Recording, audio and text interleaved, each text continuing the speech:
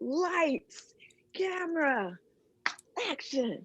I miss Exactly. doing that. Oh, I so miss doing that with my kids. That's just like driving Oh, me that's for crazy. sure. It's like really driving me crazy, but I'll work it out.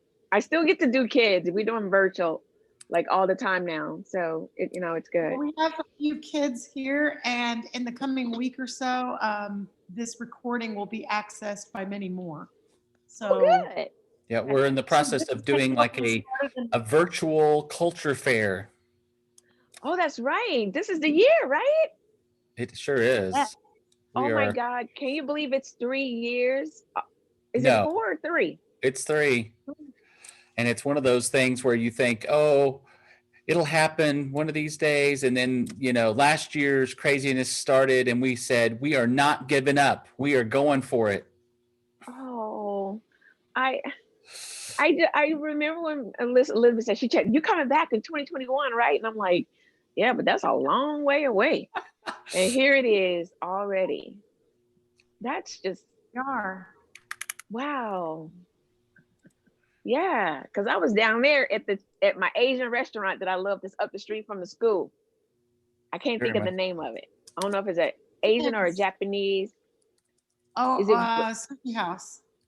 Yes. Oh, I fell in love in there. I think I ate there every night. I That's should have just great. picked the whole restaurant up and put it on the back of my car and brought it back. But probably wouldn't have made a whole 3 hour drive. Would have been fun to watch. Yeah, I know. So, everyone, this is Miss Karen Griffin. She is an artist. She is a talented storyteller, and we are very lucky to have her with us. She's going to be sharing some history and some art and some jazz, and we're excited to participate. So we're Thank glad that you you. all could make it this Thank afternoon. you. Oh, and thank you guys for tuning in. So first of all, thank you, Lady Elizabeth. Thank you, Sir Eric, for saying hi to me when you first met me. Thank you for allowing me to inspire you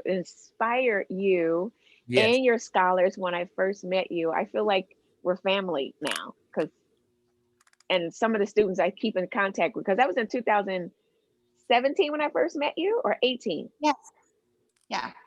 That was the 17? year that we switched and went to Kansas City in the fall.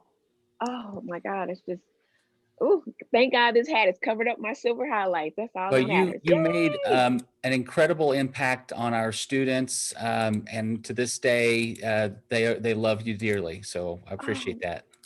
I keep in contact with some of them, even though I don't know who everybody is, because on Instagram you don't know everybody's real name, but some of them I still keep in contact with. So thank you for allowing me a part of that audience. So let's go ahead and get us started. Let's have a little bit of fun. I know that it's Friday, it's 2 o'clock here where we are, and it's Yes. 7 o'clock and AM someplace else. But I want to go ahead and get us started and have a little bit of fun because I know Zoom meetings can be horrible, they can be tiresome, and they can be just dang right out boring. So I'm going to open up our Afro American art and history music conversation like this. Let's talk about art, baby. Let's talk about you and me. Let's talk about how are we gonna connect on 1, 2, 3. Let's talk about history. Let's talk about you and me. Let's talk about how are we gonna connect on 1, 2, 3. Let's talk about jazz, baby. Let's talk about you and me. Let's talk about how are we gonna connect on 1, 2, 3. I thought I'll open it up with a little tune. Now, please take note. I am not a vocalist. I sing solo, darling, where no one can hear me. But when I feel like I have the options to do it, I'm going to try it. Of course, that's what this one lady did that I'm going to give you a first story about. So, her story goes like this. Blink, click, hello. May we speak to? Why, yes, this is she. My lady, just to let you know, you have an opportunity to come and perform at the Apollo. Excuse me, sir, I think you have the wrong number. No, my lady, I'm sure we have the right number. Sir, no, no, no. Yes, my lady, don't worry. I'm sure you'll be just fine. Well, but sir, what time do I need to be there? If anything, my lady, be here about 7. We'll get you on by 8. And if we don't get you on by 8, we'll get you on by 9. And not by 9, we'll have you on stage by 1 a.m. because that's what time we close. Sir, but my lady, please join us. Yes, sir. Click. Now, please take note. She arrives down at the Apollo, right? And she sees these 3 girls that are dancing because, see, she always wanted to be a dancer too. That is my dream, is I'm going to dance my life away. Well, of course, she sees these 3 girls that are dancing. And she says, this is stupid. I don't even know why I came down here. Look at those girls. They're fabulous. Their outfits are priceless and the glitter is everywhere.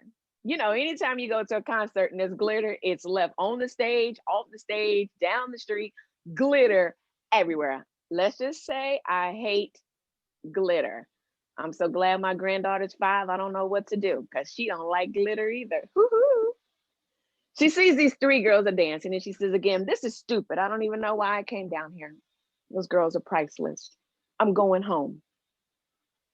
Well, of course, before she can make her way to the exit sign, she has a change of heart. Have you ever had a moment where you were doing something and you felt like you couldn't do it? But then there's always that little bit of something that taps you on the shoulder and be like, yes, you can. That's a good yes, you can. And sometimes listen to that or just listen to the story from your gut. Usually it's a good one. Well, anyway, she has a change of heart. So she calls out to the stage manager. Stage manager, can you please bring out a microphone? I think I'm gonna sing instead. Yes, my lady. Now he brings out this microphone, right? And he sets it dead in the middle of the stage. Now she's in the back and she's getting her vocals ready to go on stage and perform. And as the MC announces her name, the thick red velvet curtain slowly rises. And she gently takes her right foot and she places it on the stage. And before she can lift and get her left foot put on the stage, the crowd had automatically started to boo her. Well, the reason why they booed her is because all she had on was a secondhand dress and a pair of men's boots. So they booed her. It just kills me in today's show society how we'll look at somebody and we'll turn our nose up at them because of the way they look. Instead of taking time out to reach our hands down and pull them up. You see, because you never know what a person's really going through when you boo them, or just because you're looking at them, they don't look the way you want them to look. It's funny how with our eyesight, we use it for negative, and our tongue will use for negative too, when we should use our eyesight for positive and use our tongue for positive. You see, when you take time out and you waste your air to boo somebody, there's 2 things you're going to do to that person. Either you're going to lower their self-esteem and they'll feel like they cannot succeed, or you'll push them to the next level where they will succeed and you'll still be sitting in your same seat booing the next person. Let me tell you a little tidbit my mother always told me. If you don't have anything nice to say, don't say it at all. You see, the closer she got to the microphone and she was proceeding to sing, you see, her voice literally shut the whole crowd down because they were not expecting to hear the words coming out of her mouth. You see, she had a voice that was like an orchestra. You could hear every single horn, quote unquote. Excuse me, darling, but if I forget the words, please allow me to sing and you'll understand. Well, you see, she won her performance and she was supposed to perform 3 weeks straight, but they wouldn't let her perform because of the way she was looked. You see, really because of the way she was shaped. You see, she was shaped like a double hourglass. You know, no matter how you turn it, it's still an hourglass. And then a lot of people don't get to understand what I'm saying when I say an hourglass. And then I'll say, well, you know, she was shaped like an upright base. I always tell the young girls, if you're going to date a musician when you get older, date a man who knows how to play an upright bass, because he will lay you down gently and play you just right. Boom, boom, boom, boom, boom, boom, boom, boom, boom, boom, boom. Let me get back to the story. I'm having a moment. I'm having a moment. Where you see this woman recorded a tisket a tasket. Now, due to the color of her skin, because see, there was segregation in the music business too. Due to the color of her skin, she was not good enough to be put on the cover of the magazine, but she was good enough to be heard. You see, this woman inspired Pablo Picasso. It doesn't get any better than that. Pablo Picasso did a drawing of her. And of course, one woman that everybody loves and admires, Miss Marilyn Monroe. Marilyn Monroe, believe it or not, this woman was courageous. She took a risk. She went into a jazz club and she said, excuse me, sir, but I noticed you don't have a lot of people in your club. Now, if you be so kind, I will be willing to sit at the front of your club every night, darling. Only under one condition. You have to allow her to perform. And if you don't allow her to perform, please take note. I know some people who know some people. In case you don't know, I sung happy birthday at JFK's birthday party. And guess what? His wife wasn't even there. So I'm just saying. You see, because of the relationship of Ella Jane Fitzgerald and Mel Monroe, this woman never had to perform at a low-end jazz club again. The moral of the story is never look down on anybody and always be willing to pick up the dirtiest pumpkin in the patch, because you know something? That's probably the best pumpkins with the most seeds. You see, a lot of people fail to realize Afro-American musicians had to struggle when it comes to being in the music business. There were times and venues that they would perform in. Please take note, in those venues, they were not allowed to be in certain dressing rooms. They were not allowed to go through the front door of the venues that they performed in either. They had to go through the back door. And then when they went through the back door, they had to enter through the kitchen, or better yet, they had to go past the trash dumpsters and the kitchen just to get to the room to do performance. They can get all the applause that they want. They can get all the accolades, ooh and ah, but at the end of the day, it was still segregation because of the music of the person, of the voice that it was coming out of. Dorothy Dandridge is a prime example. Dorothy Dandridge was beautiful. This woman was gorgeous. You see, Dorothy Dandridge was getting at the hotel that she was getting ready to perform at, right? And Dorothy, comes and they, of course, wouldn't let her through the front door. So the way Dorothy gets to her room is she has to go past the pool. And of course, Dorothy says, ooh, I noticed you guys got a pool. I guess I'm going to get in the pool later. And they told her, no, my lady, you're not allowed to get into the pool. She says, but wait a minute, what do you mean? I'm performing in the venue. I'm staying in this venue and I can't get in the pool? No, my lady, it is the rules. You cannot get in the pool.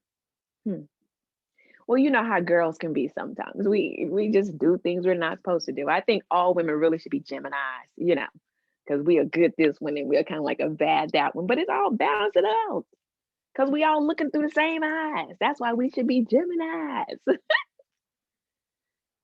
You see, Dorothy, not realizing what was going to happen for the action that she took. So Dorothy said, so you won't let me in your pool. So Dorothy took her foot and she drug it across the pool water. She said, I got in your pool. By the time Dorothy had got to her room, changed her clothes, come back by the pool to go to her performance, she had noticed that no one was at the pool. She also noticed that was a out of order sign. And the closer she got to the pool and she looked over into the pool, she noticed all the water had been drained as well. Hmm. And in her mind, she just thought that this cannot be good. She had noticed that there were Black men washing the whole entire pool down. And Dorothy said, so I'm good enough to sing in your venue. I'm good enough for you to see me in your venue, but I'm not good enough to be in the pool water. You think I'm that contagious? So I can imagine how she felt. That had to really hurt her feelings. And I'm sure it couldn't be good. But Dorothy did what she had to do anyway. The sad part about it is they had shut that pool off. As you see this artwork that's behind me, I did an exhibit titled Our Ancestors Unfinished Stories in America. And I was instructed to do this exhibit due to my creative ancestors. But before I even got to the part to doing the exhibit, I was informed to shut my door and protect my oil for 21 days. So I had pretty much went into a fasting mode. I didn't do any social media. I didn't do any talking. I don't gossip anyway. That's a waste of my time. But I didn't do any news. I just pretty much just shut myself off. Really, I went into which in my world, I would have to say the artist's solitary confinement. I literally shut myself off in between city. Now I did get out and get lunch. Don't think I didn't eat. But I did get out, or people would just drive by and drop me off lunch. But I literally had to shut myself off so I can connect with my creative ancestors. And I'm glad I did cut myself off because that gave me an opportunity to connect with them. But at the same time, I allowed their thought process and the things that they were not allowed to say or do to help me create it with my hands. What people fail to realize when they took slaves from Africa, and let me make sure I'm clear on this part. There were slaves in Africa, but those slaves were for in Africa to certain things. I mean, if you look at it nowadays to a certain extent, slavery is a bad word, but there's still slavery going on. And everybody to a certain extent, you pretty much still are. You just don't really want to say that. But in Africa, they did have slaves, but it wasn't for sale. What it was is they helped maintain the homes, they helped maintain anything that needed to be done. But here's where the kicker came in. When they took Africans from Africa, they loaded them onto the ship. That's when they became enslaved. By the time they made it to America, that's when they became a slave because you took their names from them, you took their identity from them, and you gave them an American name. I'm trying to research and see how far I can go, but because there's a cap, there are no names because the name was totally, it's switched off and it's hard to find. But I did do my own research and I found out I'm a Taylor, I'm a Pollard, I'm a Lewis, and I'm a Griffin. So I have 4 last names. So just the last name you have now, please take note. That is not your only last name. If you got a great grandparents, you got a whole lot of names. And that's where I believe where you have chromosomes on top of chromosomes come from. So the piece that I would like to show you is titled 1619 No Passport. Now the piece that I'm going to show you, please take note. This piece is 120 inches long by 40, I believe. And when I was creating this piece, I had to do a dummy first to make sure I wanted to do it right. Well, by the time I did the dummy demo and did this one, it looked totally different. I added different shades of brown to it because I wanted to depict all of the different shades of people are, their skin tones. The strip of black that's in there represents the death that was on the slave ship. And the gray represents the chains, how they were connected on the slave ship. So the ship, I did have it for sale. I'm not gonna sell it now. It's too, it holds a lot of value because on that ship was an ancestor that fought, that survived to allow me to have the opportunity to sit here and share a story with you. Does that make sense? Okay, so I'm gonna turn my camera around and I'm gonna let you guys up close because a lot of people hasn't seen it up close since, I wanna say since November, because COVID again. So a lot of people have not had a chance to see it up close. So I'm gonna let you guys see it up close. You ready to see it up close and in person? All right, here we go. Turn this around. I wish, technology, it's like, I wish I could do like that on those other shows, but I can't do that. So I'm gonna turn it around and let you guys see. Hold on. Can you see it okay? Miss Elizabeth, can you see it okay? Yes, it's beautiful. Okay, thank you. So, and here's the beauty of this piece. I'm gonna set my camera down. Here's the beauty of this piece is, as you can see, it has serpentine, right? Well, here's the, are you guys still there? Yes. Hello? Okay. Yeah. So here's the beauty of this piece. And this is my workstation. I'm gonna make sure. So it started to serpentine. Now, when I was sewing the piece together, please take note, it was just straight seams because I didn't know. So I didn't know I was supposed to go sew one way, sew the other way, sew one way. I just kept sewing straight because I wanted it to look a certain way. Well, and I'm glad I did a wrong good. Because now it's starting to serpentine as if it's traveling down the Atlantic Ocean. Now, the top part of it is still nice and straight, but the bottom part is started to serpentine. So I was like, this is amazing. So as you look at it closer, there's the brown. So this represents the ship, and the blue represents the Atlantic Ocean. When I got done with this, the last seam I sewed was at the top on the right-hand corner. I literally laid out into my studio floor and I cried for like about an hour, because let's just say the connection I had, they told me thank you. And I loved it, the thank you I got from them, which meant a lot to me. Okay, so let me show you Africa. So this is Africa. So you guys see that Africa, okay? So Yeah. this is Africa. I did a little bitty piece, and that piece got sold. So I decided to do a bigger piece, and I did this one. I think this one's 40 by 36. And this one I love because all of the fabric in here I get from New York, and it's all African fabric, and I love it. The strips that you see in there, that was 37 strips, 2.5 inches of fabric, and I just kept sewing a whole bunch of long strips together, and then eventually I cut them and put it together so it looks like it's the water that's floating behind Africa, which I thought that was beautiful more than anything. I was like, yes, it came out really good. Okay, I'm gonna let you see this piece right here. You see that okay? Yeah. Uh-huh. You guys are getting up close now. Y'all getting exclusive. I haven't did this for anybody. Woo-hoo. So this piece right here is titled The Middle Passage. So you saw Africa, you saw 1619, right? So 1619, this is what this part is. This is 1619. This is the ship actually going down the Atlantic. This would be the Atlantic. This would be all the different tribes that were on the ship. That's what that is right there. So what I try to do is make sure each piece that I did became a story. And I wanted to have different stories to be able to tell the story. This piece right here, please take note. This was the very first piece of 1619. And I think I had called this No Passport. If you look at it really, really close, I did the stitching different. And the reason why I did the stitching different, because this represents all the different heartbeats that were on the ship. And so I love doing this piece more than anything. There's certain pieces you want to hang on to, and there's other ones you got to let go.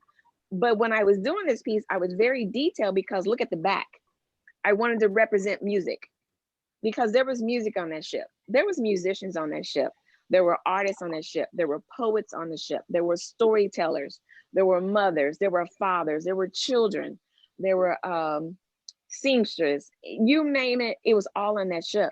The other part about it, which I thought was amazing, and I'm going to adjust my camera a little bit so I can get back to you guys. Hold on just a second. The other beauty part about what was on that ship is that there was somebody who knew that there was going to be stories that were going to be told. And I think that's where my role came in, is actually being a storyteller, which I love more than anything. So let me tell you another quick story about a musician. Now, please take note. This young man always wanted to play baseball. Now, he was a mama's boy, cute kid, but he was a mama's boy. Yeah, you gotta love a mama's boy. You gotta love him. So this young man, believe it or not, like age 7, give or take. Now, this young man was outside playing baseball. That was his dream, because he knew playing baseball attracted the girls. Like, them girls are watching me, so I got to be good. You know what I mean? And he was very clean. I don't think. Yeah, he's very detailed. So he's outside playing baseball, and then one day he's out and he swings and he knocks the ball out the park. Okay. Next day, he's out playing ball. He gets hit in the head with a bat.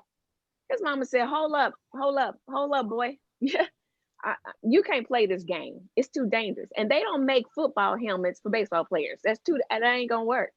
He was like, "Mom, but you don't understand. I have to play baseball." Or she says, "Okay, then tell me why you have to play baseball." Are you ready, Mom? You see, because this is girl and her name Becky. And she be watching me. She coming out to the game and I know she be watching me. So, I got to be good for Becky. She says, "Look here, boy. I don't care about this baseball game and I don't care about no Becky. You're not going to play this game. I got something better for you." Okay, Mom, what could you have better than me playing baseball and Becky watching me? You understand, Mom? See that B and B, me and Becky, baseball. That's how that works. She says, it's not going to work. Okay, Mom, so what do you have in mind? She says, "Son, you're going to play 88 keys." He says, "What's 88 keys? That don't even sound like fun. I don't even have a door key. So I'm gonna do 88 keys." She says, "Son, listen. Listen, Linda, listen." She said, "Son, you're gonna play the piano that has 88 keys. You talking to me? I'm gonna play the piano?" Oh, whatever. Let me tell you something. Sometimes moms know best. That's why they're moms. What people fail to realize, moms are wow. If you turn mom upside down, you get a wow. You see, what a wow is, it's a wonderful, obedient woman. So listen to your wow because she's your mom and your biggest cheerleader. Now he listened to his mom. And he wound up being one of the world's greatest all-time composers there is. Now, please take note. Once he found out he was good at playing 88 keys and it attracted more women than it did girls, he was good at that. He was like, something, I think I kind of like this. But you see, this young man loved music. And like I always try to tell people, respect musicians, respect artists, respect anyone who brings you some kind of form of entertainment. Because what people fail to realize, isn't art a part of your heart? H-E, capital A-R-T, heart is your art. Yeah. And we're all music every single day. And so we are also artists also. Well, you see, this young man performed in Kansas City, and he performed at some of the greatest venues here in Kansas City. And people will come and see him. Now, to see him perform here in Kansas City, here's the crazy part. In the 1920s, probably to 1920s, 1950s, 75 cents. 75 cents to see him perform. My goodness. Eric, Lady Elizabeth, you can't even get a Chico stick for 75 cents. A bag of them sour, nasty candies cost you $5. And let's not go to the movies. You done spent $100 on snacks. And if you done bought a Coke and popcorn, well, you can't buy that now, but if you done bought a Coke and a popcorn at a scary movie, you just done, you done threw $100 in the theater.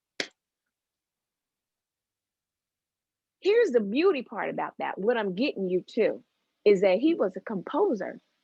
You see, what people fail to realize, composers write songs for scary movies. Scary movies would not be a good scary movie if it wasn't for the music. Let me give you a prime example. Saw. I love that movie, but I hate it. I hate it because it gets me like right here, and then I'm like, I hate that movie, but I freaking love that movie. Now, I said, well, let me get a little smarter.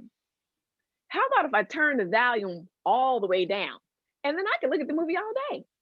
I'll never spill my popcorn or waste my Coke. Ever.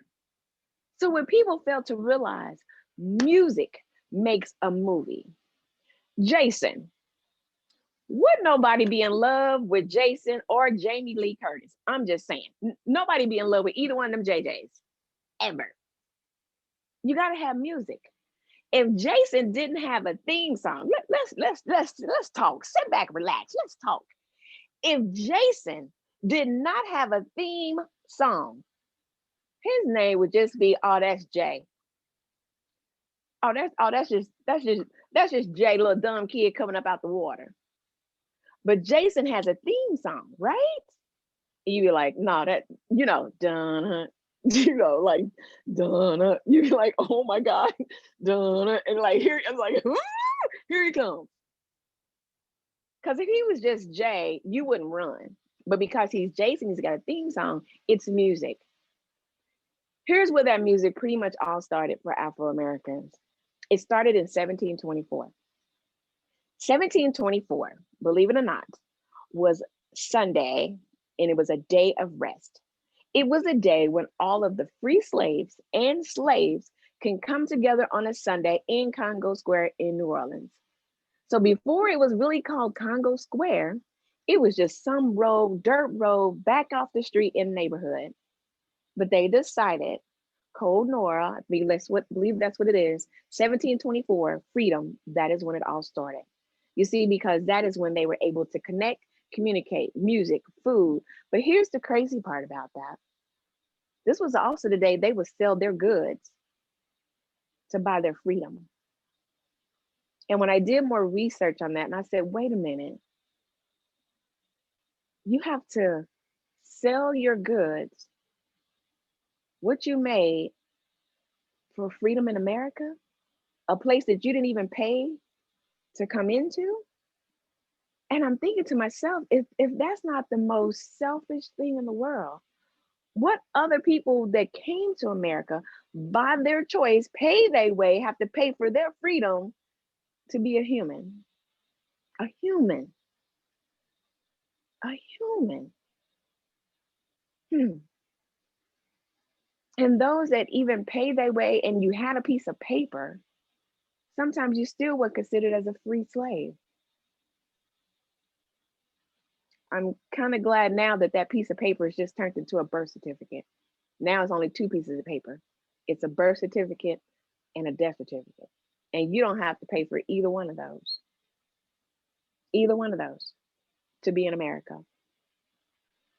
Now, going back to this young man, of course, with him making music, performing, just all-time greats. Please take note, this man did have a couple of downsides.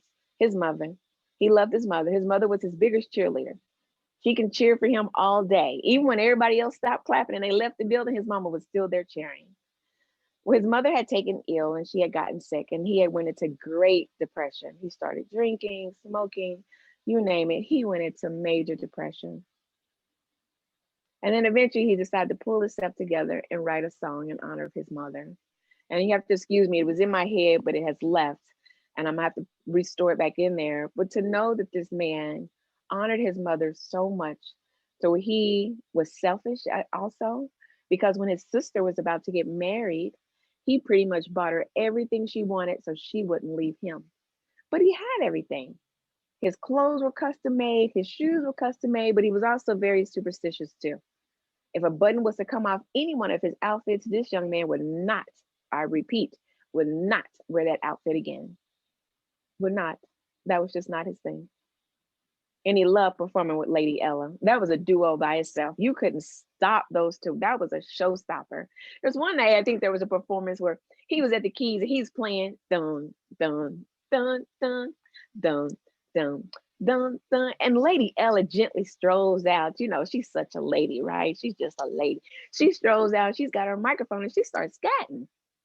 Now, musicians have to be careful because a scatter 9 times out of 10, she can out scat you. I'm just saying, because she got a break in between. You don't sometimes. So he's playing and she starts scatting. And then he's playing what she's scatting. And then she goes back again. And he's playing again. So then he can't keep up. And he looks at her like, can you stop now? Because you're wearing my nails off my fingers. So he's like really going at it. but with them being such a tremendous duo and artists come together, you just can't stop it. It is a vibe, but it's a part of their DNA. Again, it goes back to Congo Square. This is what African Americans did. This is how they connected. This is how they communicated. This is how they shared. This is how they build themselves to become one and just to have the opportunity to survive. This art piece straight behind me, and I'll talk about this one too, but this art piece straight behind me, it goes back to 1619 as well. This piece is called, and it was a piece that I didn't think I could do, and I was pushed to do it anyway. This piece is titled, Follow the Blue Creek to the Log Cabin. You see, log cabin was a safe slave house where people can go to and connect, but they were smart. They never really opened their mouths and communicated. The way that they would communicate is they would draw in the dirt. And if somebody was coming, you can take your shoe and erase it and nobody knew what you drew. So if you think about it, they were doing sign language before we called it sign language. They were, I put it like this, they were texting before we even figured out how to text what to eat. You understand what I'm saying? They were artists before we even knew what art was. They were storytellers before we even gave storytellers a label. They knew how to say it without saying it. If you ever see a picture of a log cabin, and I did a whole series on log cabin because I wanted to get deeper into a log cabin too. Log cabins, again, that was the safe slave house. That's where you can go in, get yourself together, get information, and then make your journey on wherever it is you're trying to go. Just be careful going in. So in other words, it was like a nonverbal map. I don't know if you guys heard of the Green Book. I have 3 green books, and I love the green books, and I'm love that I can see that there are places that my ancestors traveled to. Now, here's what I like it to the places. I didn't want to know the places they couldn't go. I loved it the places where I could see where they could go because that's history. I don't care that they couldn't go there because I don't know when I'm going to travel and I want to be able to see, like, okay, I want to know who was here. I want, like, what did it feel like to be here? Even though the buildings may be gone, but it's in that documentation. So I thought that was really good that Mr. Green captured this. And I have like 3 green books, which I think is very historical to see where they actually went. But what that goes back to, before he came up with that green book, it was that creek. I'm telling you, follow the creek. You ain't got to go in it. But if you stay by the creek, it's going to take you where you need to go. The path has already been drawn for you. Okay. This piece over here, that's the yellow, black, and gold one, the yellow, silver, and black one. This piece was a scrap piece, and I'm glad I did this piece. So I did a scrap piece that was 40 by 50. Like, I got really big, like, you know, this big, and I didn't know I was gonna get this big until I took it to the framer and she gave it back and she said it's this big. And I said, can you shrink it? She was like, nope. And I'm gonna show you how big it is too. So I'll let you see. So this piece is the scrap of that piece because the mayor, here's the beauty of it. The mayor's mom commissioned me to do a piece. And I'm like, the mayor's mama? Like Mayor Lucas, you his mama? She was like, I was like, ah. So this is the beauty when you just take a leap of faith and you go. And please take note, and this is really, really, really for the young people. For me, I took a leap of faith, and I'm glad I didn't look before I leaped. I'm glad I leaped and then I looked. Because if I had a looked before I leaped, I wouldn't have did it. I know I wouldn't have did it because I would have been too scared and I would have said, I can't do it. Especially that's how my whole art journey came about. I just did it. And it was already there, but I just did it. And I'm one of those number people and letter people. LE comes before LO. And I'm glad I leaped and then I looked because I was gonna get either way it go. With me leaping, somebody was gonna be like, hey, let me help you with this. Let me do this. Let me help you with this. And it has been very, very rewarding. Okay. So I'm glad the mayor's mom commissioned me to do a piece. So after doing that piece, this is the scraps. And I'm amazed. And Miss Elizabeth, you agree with me that sometimes out of scraps creates the best masterpiece because you're like, hey, this is nice. So this piece is titled Slaves Unmarked Graves. I'm sure a lot of my ancestors do not have a tombstone. They don't have a tombstone. Where are they? Don't know. How it happened? Don't know. I do know that after doing some deep research, that a lot of my ancestors jumped the ships because they didn't want to come to America because they didn't know what they were going into. So them in their minds, I'm going back. I'm going to release myself and go to the spirits. I am not going to go to America where I know I'm going to be tortured. I know I'd rather die and take my life right here. So that would be a lot of the slaves unmarked graves, onshore and offshore. Okay. Does that make any sense to the young people? Yeah. Okay. Even though, I'm on this Zoom, I can't see everybody. Miss Elizabeth and Eric knows how I am. I got to touch, and I know I want to feel heartbeat, and I want to see, I want to see people right. I ain't trying to mess up my makeup, but I want to see, because it's just connection. I love, love, love connection. So going over to this piece right here, it has two names. This piece is titled Stand By Me, but it's also called Fist to Fight. Fist to Fight. Now, when this fist came about and everybody really, really saw it, is at the Olympics when he stood up and he did it at the Olympics, not realizing that was going to be the day that was going to mark it to where everybody knows it is now. But here's the crazy part. What people fail to realize, this fist was on the market way before the Olympics. Way before the Olympics, this fist was out there. Here's what this fist was. This fist was out there when the first person or slave was getting beaten. That's when it came onto existence. And the reason why it came onto existence is because he was trying to protect himself. He was trying to protect himself. She was trying to protect herself from being smacked in the face by a whip, beaten. That's what that fist. The only difference is it went from here to here. That's the only difference. When I did this piece, I stitched it down in different zigzag stitches on purpose because I wanted people to see the wounds as they were healing. Because there's still a lot of wounds. There's still a lot of wounds. So the stitching really on the fist is where they got whipped and there was a mark and the skin was ripped. But the stitches let you see where the wounds were and how they have healed.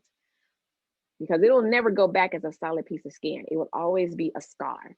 And that is what we're dealing with right now as African Americans. There's a certain extent we're dealing with their scars.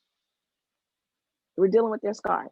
Some of the pain, yes, but really it's their scars that we're dealing with. And it hurts. But I'm glad I have an opportunity to share a story about it. I'm glad that there's music. I'm glad that there's storytelling so people can actually hear it. Because I'd rather have a conversation about it than have a confrontation about it. It's much more better that way. If it's a conversation versus a confrontation, because when it becomes a confrontation, we're fighting, we're battling, we're not, nobody's listening, everybody's hollering, they're screaming. But if there's a conversation and a story and art and music, everybody's like, I get it now. I get it. You know why? Because you can see it. Everybody doesn't obtain by hearing. Some people obtain by seeing. And I think that helps out a lot. And I thank my mother for when I was 7 and she placed me in her lap and she took my hands and she placed them on top of hers. Now my feet couldn't reach that pedal, but just the simple fact of my hands on top of her hands, and she's teaching me how to create one seam at a time. And what people fail to realize, even with my artwork, like 1619, I'm not going to put a backing on it at all. I don't want to put a backing on it. And someone asked me why. I said, because I want you to see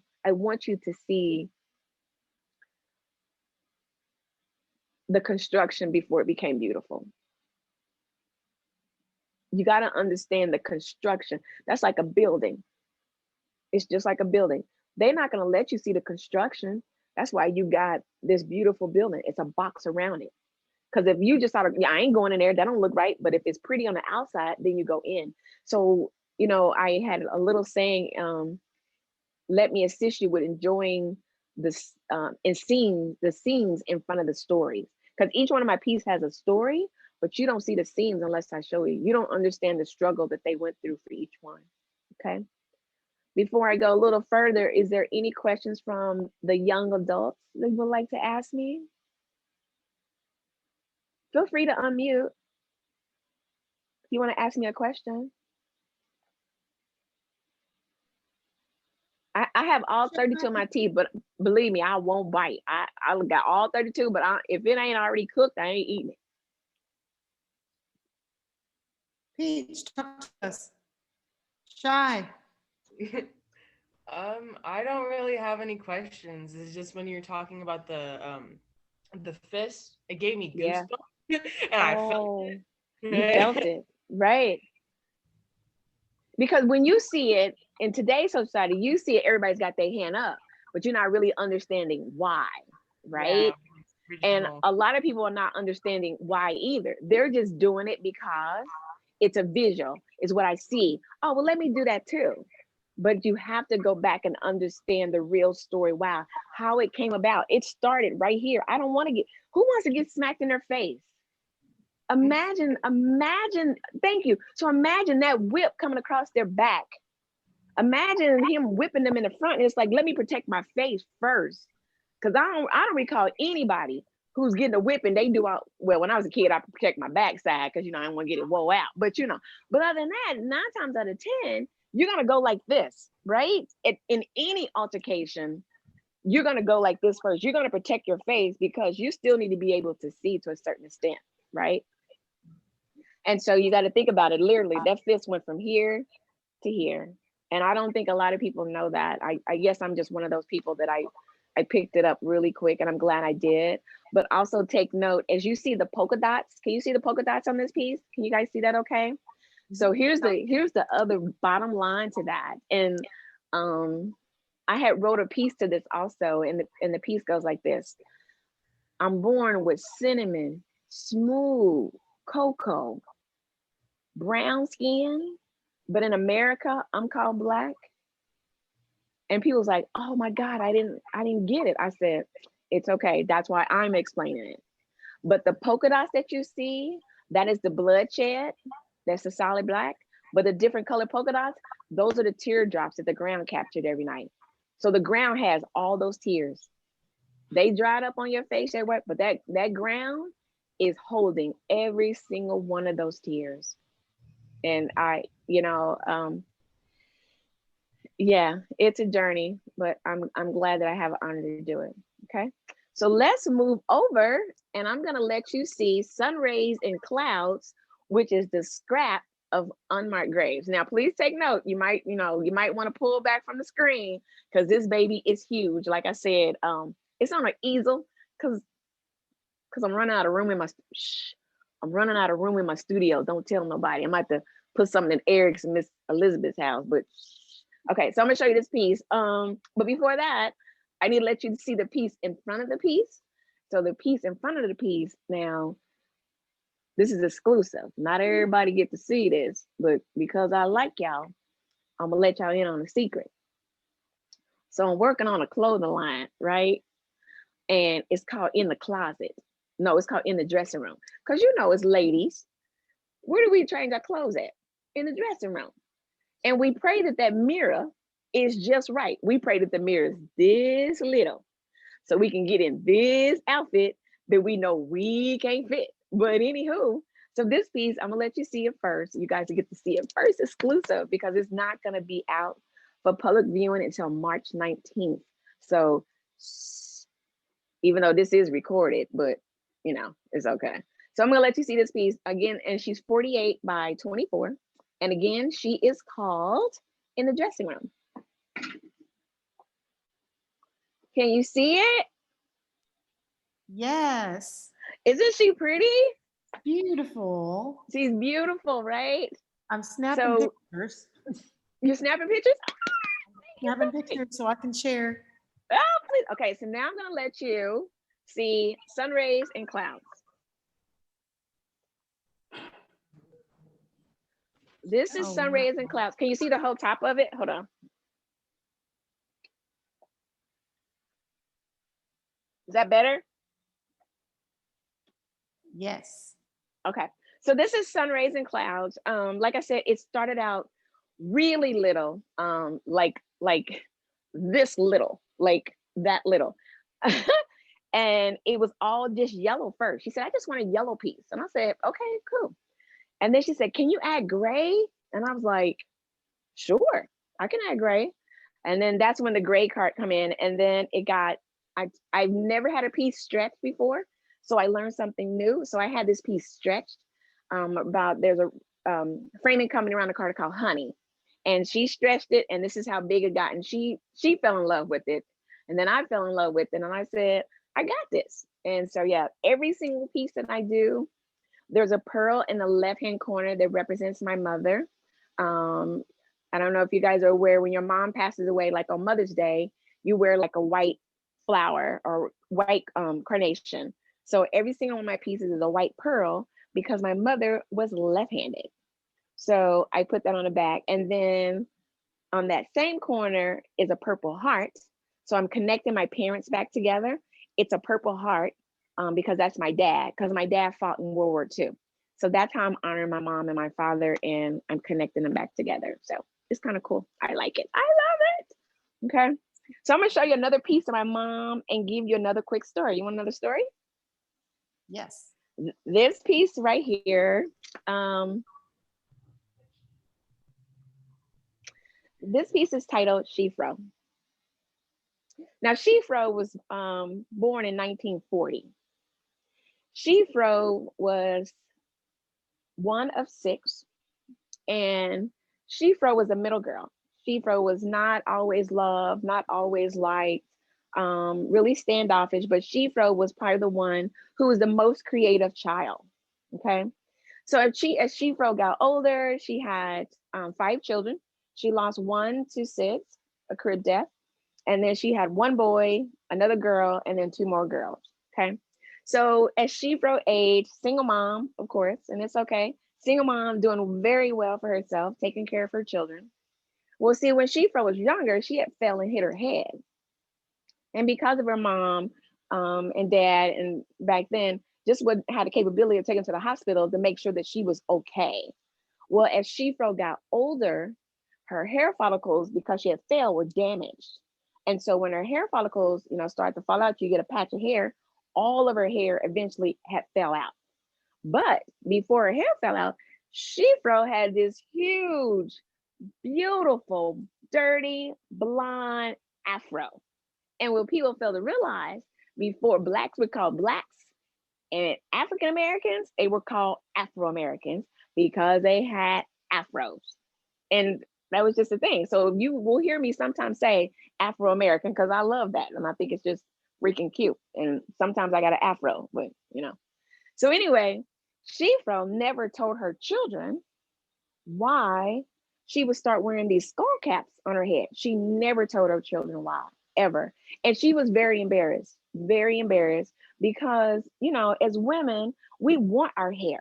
We feel like our hair is us. That's just how we are. We want our hair, we want to just do like this, right, Miss Elizabeth? We just want to go, hey, you gotta go get your hair did. Not done, did. Gotta get my hair did. So Shifro would always wear this turban or whatever around her head. And then one of Shifro's daughters said, hey, why are you wearing that? And she said, well, because I can. I'm just wearing it. Now, the beauty part about it, Shifro was very creative. She made sure that turban or whatever scarf matched her whole outfit. So she coordinates. You understand what I'm saying? She was the red, yellow, blue, black, green crayon in a crayon box. She coordinated. Here's the crazy part. As Shifro's children got older, again, they were not aware what had happened until she eventually explained to them what had happened. Because when you see a woman nowadays, and if she's bald, the first thing you think is that she has cancer. That's not always true. What that could be is that she has alopecia, and it's a disease that cannot be stopped. It's a terminal disease. Now, it could pass down from generation to generation, but it comes from when those hair follicles are damaged, and then that's what happens. Well, just so you guys know, the reason why I know Shifro so well is because this is a picture I did in honor of my mom. So this is me honoring my mom when I remember when my mother have this great, big old, beautiful brown afro. And then she had developed alopecia. So that is why she has this afro. Now, also take note, my mother loved music, and my mother's lips were like two-tone, right? Because I'm thinking she done bought too much lipstick, you know? But her lips were two-tone. And my mother loved music. So the bottom of her lip is in music notes. So that's what that is. So that's why she's called Shefro, in honor of my mom. And I wrote a piece about it. Would you like to hear the piece that I wrote about it? Okay, give me a Yes. second. Here's the piece. I see it, and please take note, this piece, when I was asked to write this, I had went to the Nelson, they did 30 Americans, and we had to look at all these images, 30 different images, and there was one that just stood out to me, and it was an artwork that was just full of wigs. That was the whole entire artwork presentation. It was all these wigs. And I said, I'm writing to that one, and automatically. So here's how this piece goes that I wrote for that one. I see a gallery of hair art. I see a gallery of hair art that assists women with creating a different image of themselves. It's a personal crown that only one woman can display one moment at a time. After reviewing wigs, I reflect back to when I was a child, wondering why my mom wore a crown. I never knew why until I was older. She displayed her personal crown she displayed her personal crown to block viewers from wondering why she obtained a hairless head.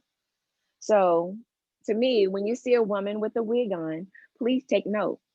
That is her crown for that day, because she does not want you to see her hairless head, because people will say things and it's not very nice at times. Okay. All right. All right. Let's go on to something else. Let me show you the pieces that were a part of my exhibits. Everybody likes to see this piece. So please take note. I boxed up my exhibit because it had been up for 3 months, and I decided I need to take it out. It cannot stay in a box. I have to, or it's in a bag. I said, I have to keep it out. I have to keep it going, because if I don't keep it going, then that means the story is going to stop. And my ancestors didn't bring me this far for me to stop. So I have to keep going. I will keep going until God turns my breath off and says, okay, you're done. So please take note. My studio now looks like an art gallery, and I'm running out of room. Shh, don't tell nobody, because I gotta buy more space. No, but I'm going to show you my pieces. So please take note. I'm going to show you the pieces from the gallery, and I will also show you the poster that I had created for it also. So these are the pieces from the gallery. You guys see that okay? Yeah. So what it is, I had a dress, and this was a dress that I've always used when I do storytelling. So I had this beautiful dress that I had to represent what was on the line. I had a man's shirt that was on the line, a pair of socks, and a pair of pants. The reason why I did this part of the exhibit, and this was the opening for the whole entire exhibit. So the reason why I did this, because as my ancestors were running for freedom, so please take note, when they got to America and they felt that they could run and get away, when they were running, they had to get clean clothes. That no questions asked. They had to get clean clothes to erase the scent that was on them so the dogs couldn't pick them up.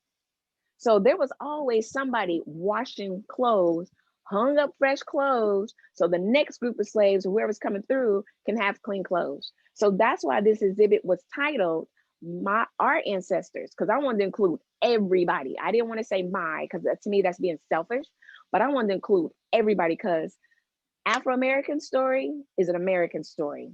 I'm hearing people say that, but I don't know how much they really, really are into that. But Afro-American story, African-American history, art, music, it's American story, because we all want a piece of it. We all want to understand. We all want to connect. And at this day and time, with this epidemic going on, oh, we all spending the same 2 pennies. I'm just and recycling toilet water. I'm just saying. But right now, there is no separation. It can't be any separation. We are all in this together. At one time, what people failed to realize, we were all inhaling and exhaling each other's air. Now we can't. We can't. And it's scary because we need each other's air to be able to connect and communicate and connect, communicate, and create. But I'm glad we have Zoom because I could see our pretty faces still, but we're gonna be okay. And I'm gonna show you the poster. So this is when Miss Elizabeth and Sir Eric,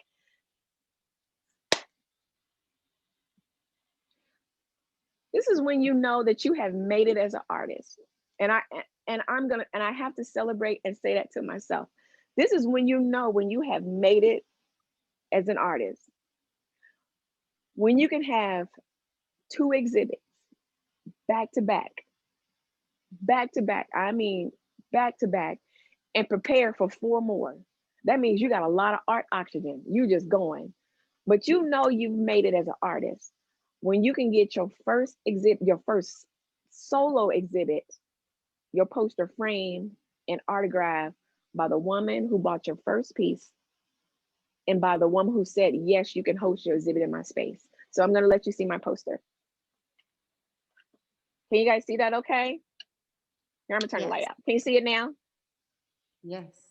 Yeah. So that's the poster I had done. The guy who did the poster for me is in Memphis, Tennessee. So the beauty part of him doing that poster for me is, believe it or not, and I'm so honored that he did it for me, is that he was commissioned by Miss Adele Hall. Do you guys know who Adele Hall is? Adele Hall is the wife of J.C. Hall, which is the owner of Hallmark Cards. Yes. And I met her, and let me tell you something. She's deceased now, but that woman in my presence was like, oh, I mean, it was literally like holy grail. So I called him and says, can you please design me something for my exhibit? Because I didn't want to show my artwork. I refused to show my artwork. I didn't want, because I'm an artist, Miss Elizabeth and Eric, and I found out what an artist mean, and I should have called you guys first. What a starving artist really means, it means you're hungry all the time. And I wish somebody had a call and told me that. But I called him and said, can you please design my artwork for me? He said, yes. He said, your poster? I said, yes. He said, do you want to use your artwork on there? I was like, no, because I don't want anybody to see it until it's time for it to actually go out and be on display. And I'm glad that he came up with that. And so what I did, which I thought was awesome, everybody that came, I had like 200 of those posters printed. Everybody who came, I autographed the poster.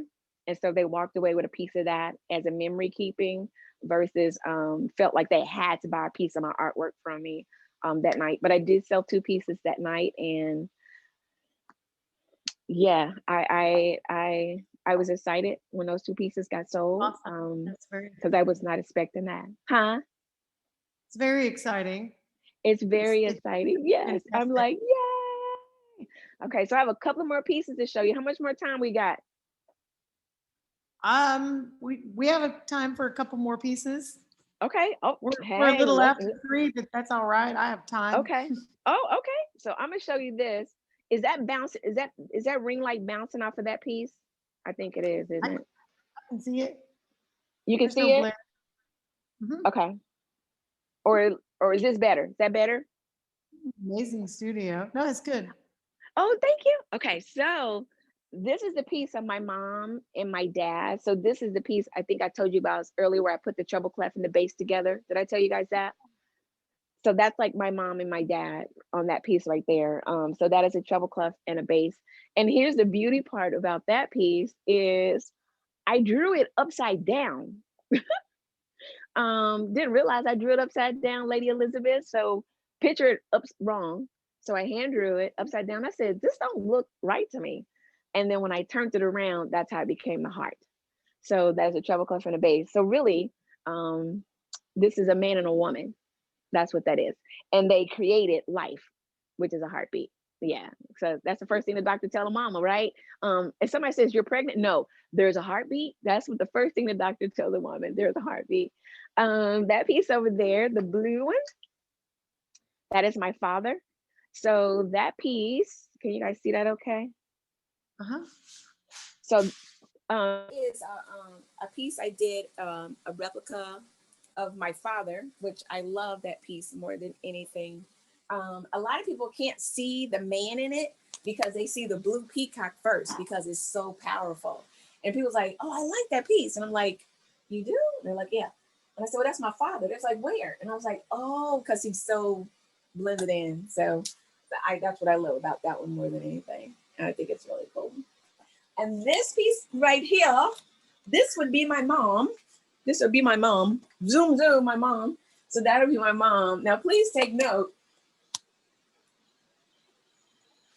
He started off as her, and then he got too big. So I had to make him her and then give her hair rollers. So, so somebody saw this and said, oh my God, that's my mama with them rollers in her hair. And I was like, yeah, you remember them back in the day, Miss Elizabeth, put them sponges in there, roll that hair up, and it didn't last. It didn't do what it was supposed to do. She's down there just cracking up down there. I'm going to show you guys a piece that I love. This piece is so cool. And it's called Brown Love. Let me get you a little closer to it. So I had her for a show that I wanted to do today, but she didn't make it into the show, and it's okay. But this is called Brown Love, and I did it on my computer, and I just started playing with hearts. So everything is a heart. So her whole big face is a heart. Her eyes is a heart. Her nose is the heart. Her lips is the heart. And I was like, oh my gosh, she is so pretty. So this is my Brown Love.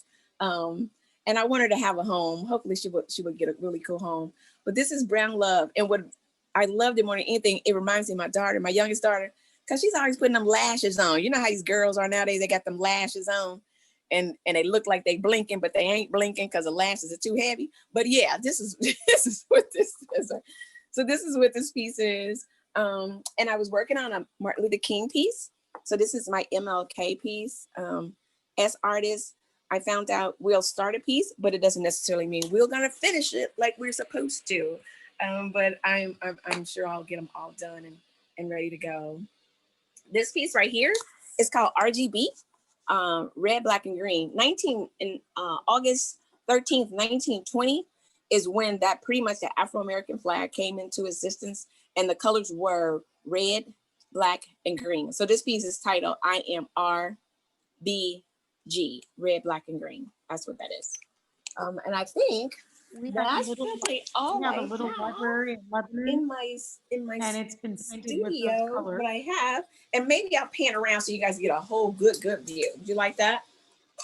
Let's do that so you get a good view. So I'm trying to, okay. So this is how you would come into my space.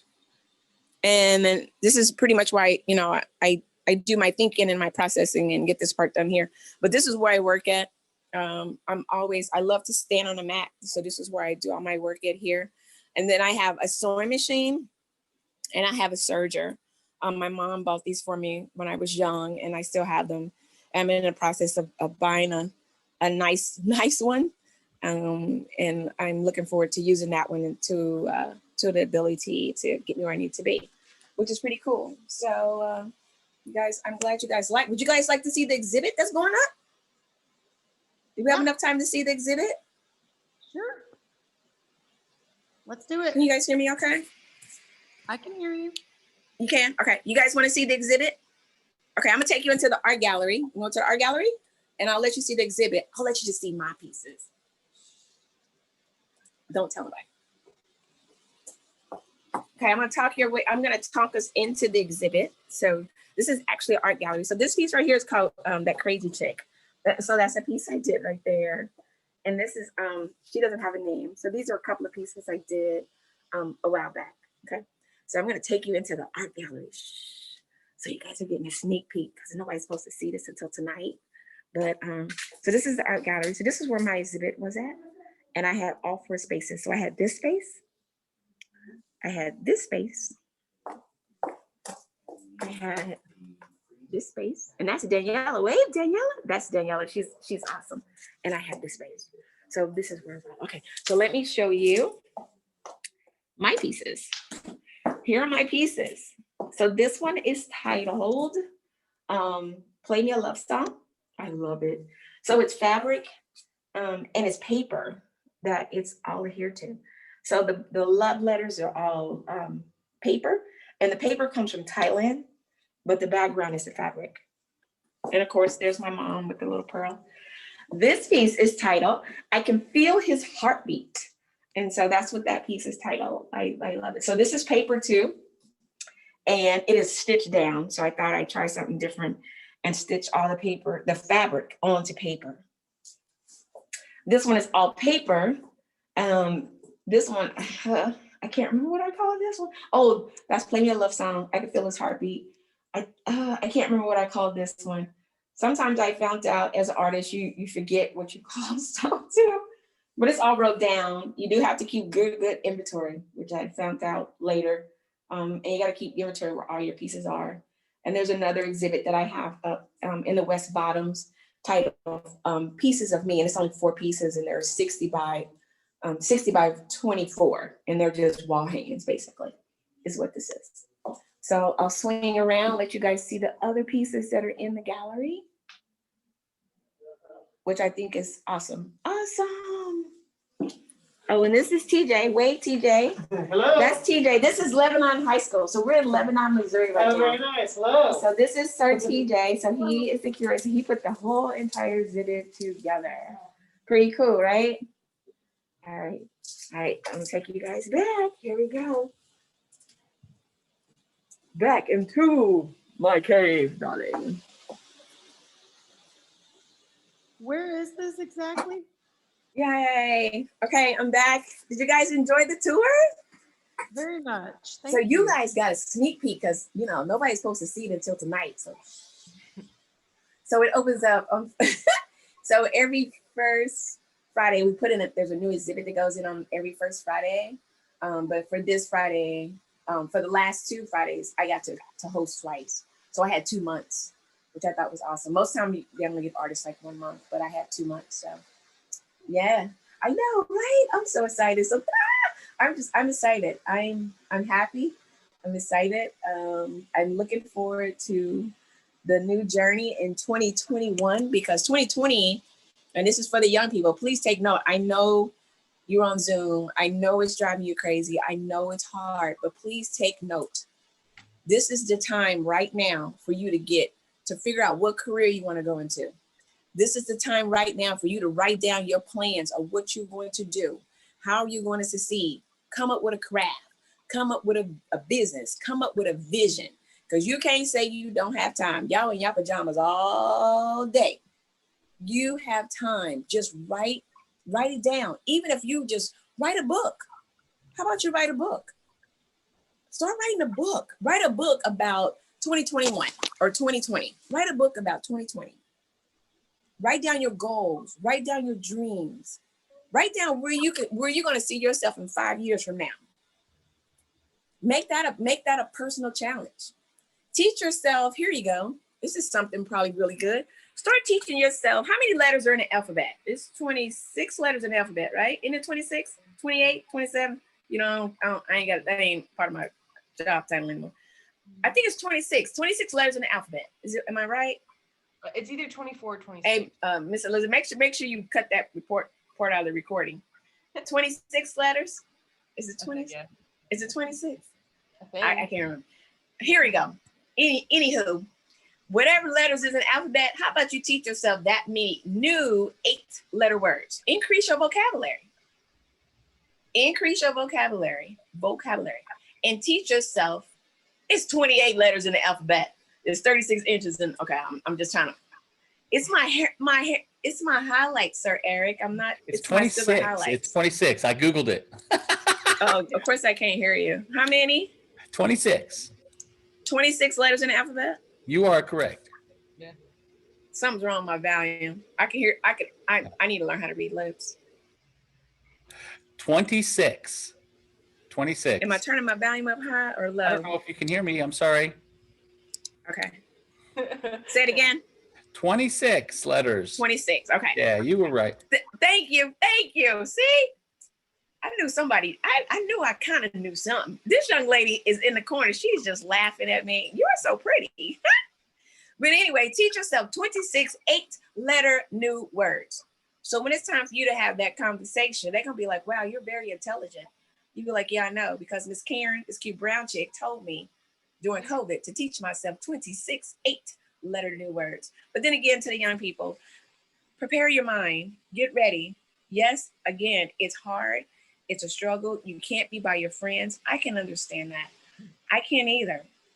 But the beauty part about it is you still have an opportunity to connect and communicate with somebody. My hardest part is I don't understand why they had social distancing. That's the incorrect word. It should have been physical distancing, because you have physically and mentally separated us from our loved ones or people we just need to connect with. Because we're socializing right now. I'm looking at you, you looking at me, you see my teeth, I see your eyes. We are social. Social distancing will never stop. You can't stop. So unless they just turn off, or what is it, the towers, the bing bings, unless they turn off all the towers and don't make televisions anymore, you'll never stop social distancing. That would always be. But then again, because we're such creative creatures, we're gonna figure out how to connect anyway. We're gonna draw through some art, we're gonna play some music, we're gonna figure out how to connect anyway. Remember what I said about my ancestors? When there were times they could not speak, they found a way to communicate. They communicated through blankets, and people fail to realize even when they did quilts, quilt was not just for warmth. A quilt was done to say a message. It was to tell you something. Don't go this way, go that way. Look for this, look for the flying geese, look for this, look for that. It was not sorry. It was not meant. Oh my God, I'm getting shakes now. I got this, my silver hair is kicking in, Miss Elizabeth. That's what happens now. Miss Elizabeth laughing at me. As y'all can see, I'm real. I'm sorry. I like being, I think the realer you are, the more people will accept you, the more people love you, and they respect you because you love and respect them. And I think that's where we are right now, Sir Eric. We just got to learn to love and respect each other. I mean, if this didn't teach us, I don't know what else. I don't know how we're going to learn. I don't. Even though, when COVID hit, those first 3 days, I literally had anxiety. My mental depression, it kicked in, and it kicked in hard. But that third day, I was like, no. You got to get up. You got to you can't do this. You cannot do this. I called my job at the time where I was working at, and I said, hey, I'm not well. This don't feel right to me. And I'm crying. And this is the HR person I'm talking to. You know what the HR person told me? Well, you could take a sick day of vacation. I said, where am I going on vacation at? No. But can't nobody go nowhere. So why am I going on vacation? That's real stupid. But anyway, my thing is, I would have loved for her to have said, hey, take some time off, relax, get it together. It's going to be okay. So this was just before it hit, like really, really hard. I knew something wasn't right. And my biggest thing that hit me more than anything, Lady Elizabeth and Sir Eric, the first thing that hit my mind, it says, how am I going to connect with my kids? How am I going to be inspiring to young scholars? How am I going to hug them when they need a hug? How am I going to, that was the first thing that hit my mind. It wasn't about paying bills. It wasn't about eating. It wasn't about nothing. It was like, how am I going to connect with the young adults? How am I going to inspire them to assist me with becoming a much better person? And that was the thing that hurt me more than anything. I said, okay, we're going to figure this out. We're going to get it together. And that's when my art kicked in. That's when my storytelling kicked in. My radio kicked in, my tourism. And I said, okay, you have all these items. And it goes back to my ancestors. When they brought them to America, they thought they were damaging them. They hurt them, but you didn't damage them, because see what people failed to realize? I am an heir of all them. So when you thought you were damaging them, guess where everything really lied at in them that became enduring in me was in my hands and in my mind. You could take away all the tangible things in the world. As long as I got my mind in my hands, I'm gonna create something. Even if it's out of $2, I'm gonna make it look like it's 200. I'm just telling you, scraps. Hey, I'm telling you, that's like licking you bake a cake and you can't wait till it come out the oven, what you do, girl? You lick that cake bowl. You understand what I'm saying? You lick the cake bowl, and the cake bowl is better than the cake when it's done. Yeah, I'm just, that's just me. I'm sorry. Let me go. Let me come back. But you understand what I'm saying, young people? Reset your mind. Reset your mind. You guys can start building clubs right now. Build y'all educational clubs. Build your job career club. Start building a club together. Stop all that thumb texting, that thumb conversation. Stop all the thumb conversation. You get my age, you ain't gonna have no thumb. You be walking around like this. You know, I'm just saying, get rid of, stop. Start having, reconnect with each other. This is y'all time to build, because guess what? You see, me, Sir Eric, we lived. We done seen it when it was the worst of the worst, the best of the best. We done. We need y'all to go to work so we can get our Social Security check. I'm just saying. I'm just saying. I need y'all to come up with some cool stuff, because the money me, Eric, and Elizabeth live out of is our grandparents and their grandparents. You see how that works? Think of a number 8 laid on the side, complete. Okay. So to the young people, you guys reconnect, rebuild, rediscover, come up with something new. Come up with something that's gonna be like, wow, so this is what y'all was doing during COVID. This is what y'all did. And people were like, that's a really cool idea. People lost their jobs, but people invented new careers. You see the difference? People lost their jobs, but they invented new careers. You see, that job only gets you 26 checks. A career will get you a check every day, because you're working for yourself. So you got to get a check every day. You got to get a check every day. And the word career is longer than job. So get a side hustle. Ain't nothing wrong with a side hustle, as long as it's legit. You know, you don't want people knocking at the door. They supposed to knock at the door. But get a job, a career, side hustle, get it all. Y'all have the potential to get it all, especially with social media. The things y'all do with it, I'm thinking, oh, I would never do that. Did they just? Yeah, so it's all good. Lady Elizabeth, Sir Eric, you guys, I love you. I appreciate you. Thank you always so much for allowing me to be a part. This was amazing. I hope I hit the points you needed me to hit today. I hope I was inspiring. I hope I was engaging. I hope I was empowering. And I hope that I educated you. You are all of those with things. One note, 3 E's. Keep these 3 E's in your vocabulary. Engage, empower, and educate. Them the only 3 words, 3 E words you need. Always engage yourself. Always empower yourself and educate yourself. And they have to go in that order. You got to be engaged first. You got to be excited and joyful. And then when you get excited and joyful, now you empowered. And now you can go on. Look here. You educate yourself. You can go in a bank and get a loan. They won't even ask you, because you're so educated. You understand what I'm saying? I see you down there. I can't see your name, but I see you. Educate yourself. Empower, educate, engage, empower, educate. Make a song, but make sure I get credit for it. Because Sir Eric, I love you guys. May we use material here for that again, Miss Black? My volume is crazy. I don't think you can hear me. Can you hear me now? Hold on, I'm gonna try something else. Hold on. Okay. Volume is not normal in my studio. I don't know. Technology works for me, and then it doesn't. Okay, hopefully it will kick in. 5, 4. Okay, maybe it didn't.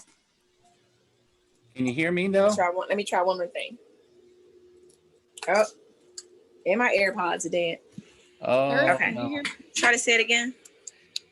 Can you hear me, Miss Karen? I got my volume up as high as I can go. Oh no. Well, I could always text you. Can you see this? Okay, let me see, what am I looking for? I see Sir Eric. Yes.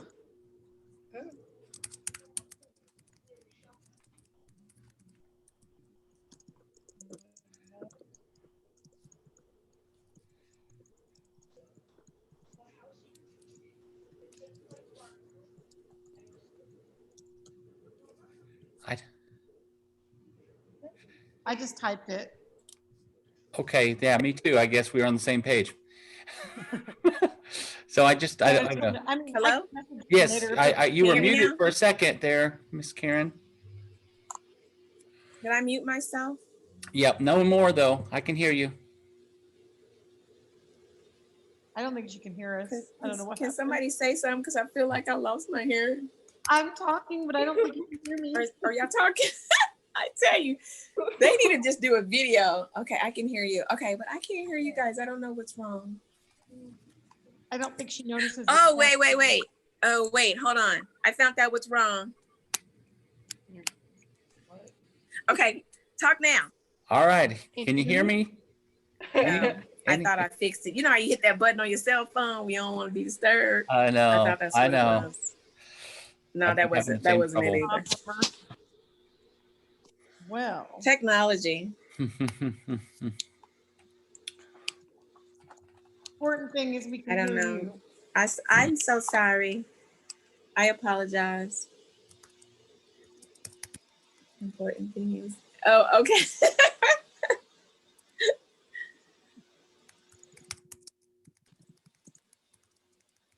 Can you? Will do. Mhm. Can you still hear me talking? Can you Yes. still hear me? You Yes. can? Okay. I don't know why I can't hear you. I apologize. We love you. Oh, thank you. I'm glad you love my artwork. Yay. Hey, let me tell you, it was a lot of work. I have 70 pieces from September 20. There's 70 pieces in my inventory right now. And I didn't even realize I had that much artwork. I didn't. And this 70 that's here does not include the 4 pieces that are at an exhibit. So 74 pieces total. I'm looking forward to seeing you guys as well. You just have to let me know when you come back to Kansas City. Tell me your name right here. I'm thinking you can see me. I mean, you can tell I'm talking to you. Okay, you have your bang right here and a little hat on. That's Tell me Pete. your name. Yes. What is her name? Uh, Oh, Peach. That's Peach. Yeah. Hey, Peach. Okay. Peach, I have a song for you to listen to. Because I'm working on an exhibit in honor of Nina Simone. Nina Simone was deep. They were not, sometimes I feel like I'm Nina. I feel like I'm just too far. And then when it does come to the scene, I've already did it. I've moved on to the next thing. But Peach, when you get a song, please listen to Nina Simone's song called Four Colored Girls.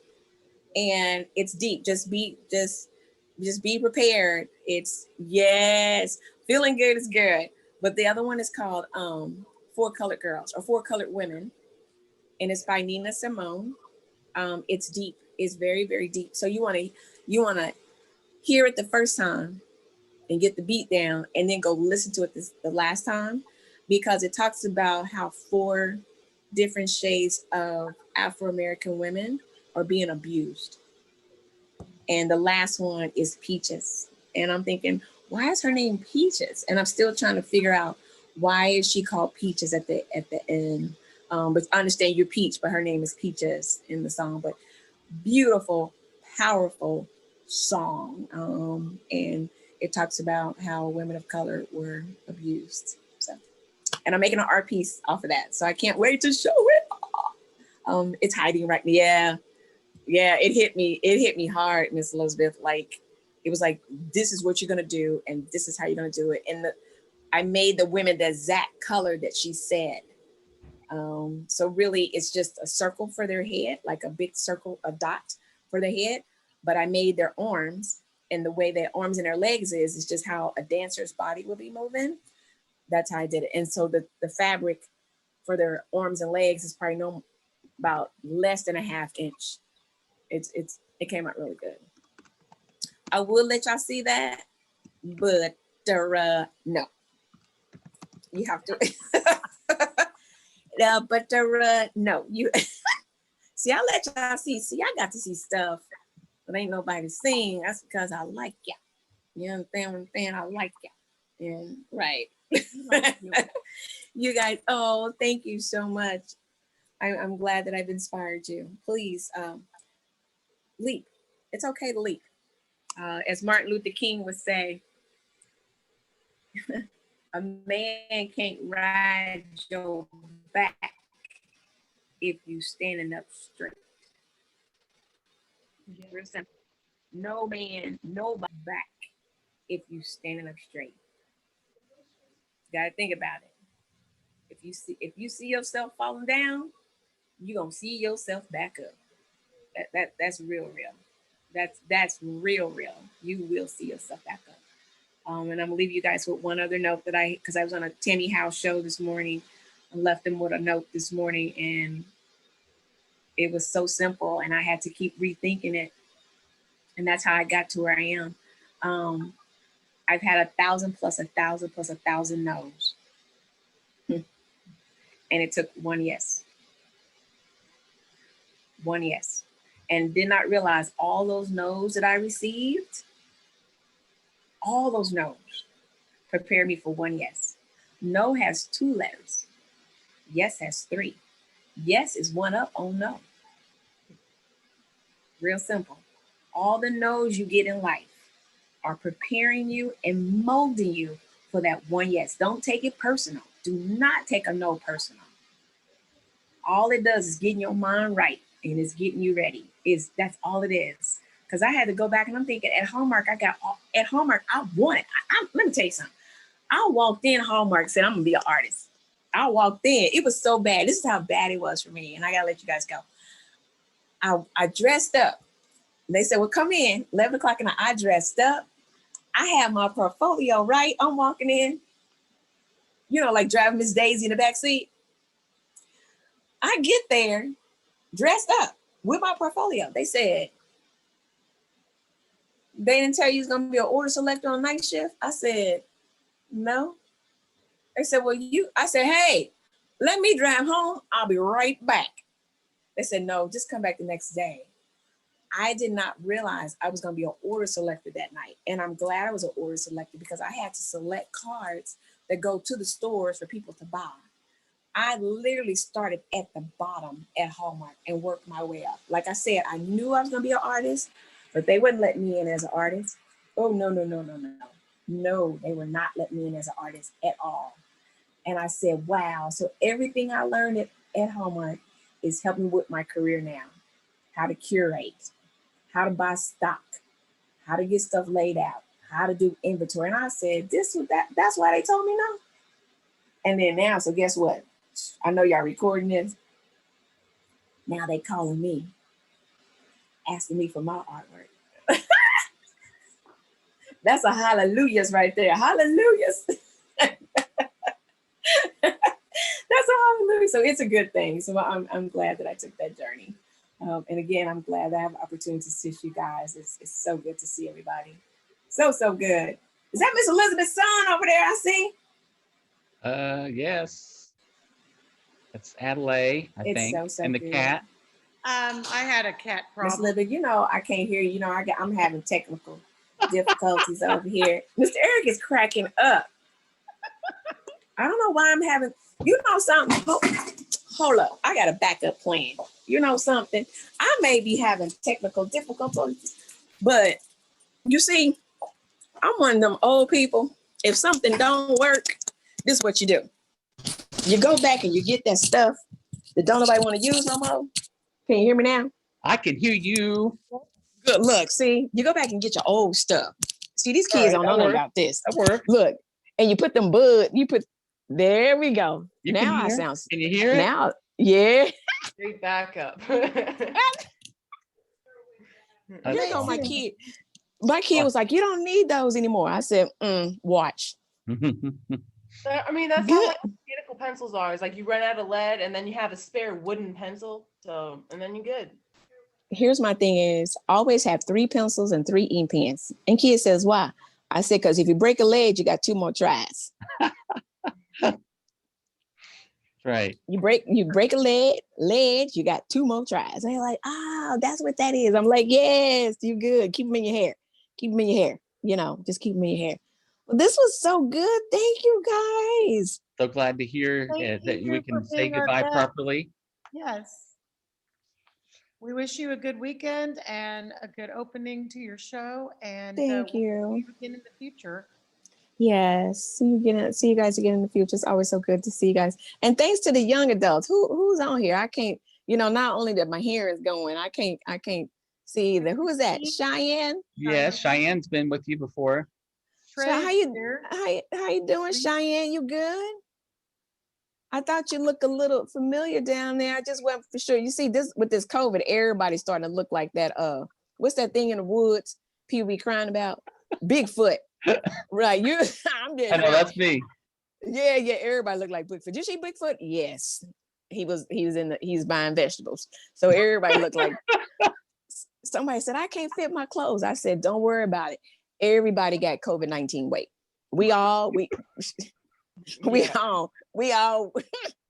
ain't nobody gonna be buying them size 4. We're gonna put size 4 and 2 out of business. Everybody gonna be a size 22 and sexy. Yes, that's gonna be. Thank you. Who else is on here? Let me see. Who else? Is that Cheyenne? Yes, Cheyenne. It's good talking to you. Who else is on here? I can't. Oh, good. Kiana, Danny Lemons. You know Danny from our last trip. Anna's here. I'm so glad Danny here. made it. Good. I'm glad everybody made it. That's all right. Y'all making me feel good. Y'all making me blush. I know you can't see me blushing, but I'm blushing. See, this is the good thing about COVID and doing Zoom. We could just say stuff and don't have to apologize. We can blame it on COVID. That's right. It's because of COVID. Yeah. Even all with the new babies being born. You know what people need to say? It's because of COVID. It's because of COVID. Yeah, it's because of COVID. Well, thank you guys so much. I appreciate you. Hopefully we can reconnect soon. And I hope especially the scholars, I hope I inspired you. As you could tell, I am not normal. And I love not being normal. I don't fit in a box of 8 crayons. I fit in a box of 72 because I'm all the colors in the crayon box. Does that work? Cheyenne is down there cracking up. Thank you guys. But to the young people, follow me. I am on IG as Art by E. Lewis. Feel free to follow me there. And we can always chat and chew. Or you can follow me at Jazzy K Griff. That's the K2 line. That's the other chick. She don't make as much money as the other one. I'm just saying. That's the side hustle on that side, and the other one's the ching ching side. Hey. But thank you guys. Hey. Will do. Right. Anytime. Call me anytime you need me, Miss Elizabeth. Right. Yes. Love to you. Bye. Love you too. Bye. Bye. Bye. Take care. Chat. Bye bye.